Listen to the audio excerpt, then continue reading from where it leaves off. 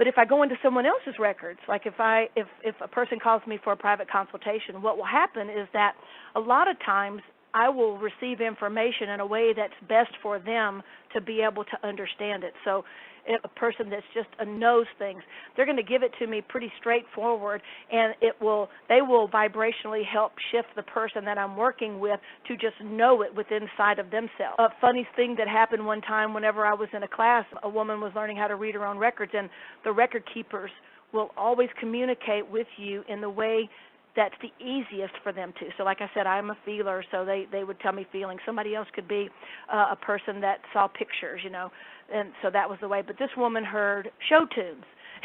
And so every time she would write a question in to get answered in her records, she would get back words from show tunes, and it just happened to be her favorite form of music. So any way that they can communicate with you is the way that they're going to. So every consultation is different. Every private consultation is different. Every class is different. Every time you go into the records, it's different.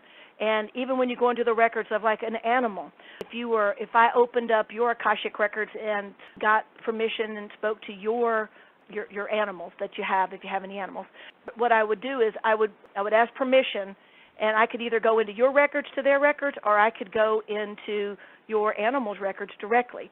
If I go into the animals' records directly, what ends up happening that I have experienced every time is that animals' records are very chaotic, just like the animal kingdom. They speak to you through the records in a very childlike way. So, like you open them directly, they may say, it might sound like a child saying, well, I'm just not getting enough attention, or they're not paying attention to me and I don't get to go walk. And it would sound like that, and it would feel like that.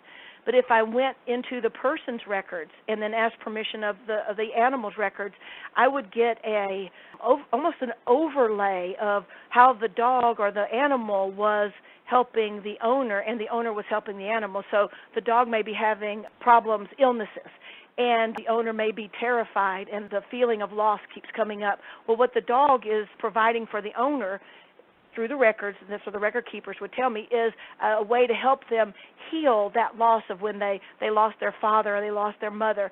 And it doesn't mean that the dog's going to die or the animal's going to die. What it means is that it creates an even bigger form of movement and healing of the soul's evolution, whether it's yours or the animal's. So if you open up the records of a piece of land, I've opened up a piece of land, and the land said exactly what it wanted its owners to put on it to make it happy. I've opened up the records of trees, body parts. It's limitless. Anything that you can imagine, you can open up the records of that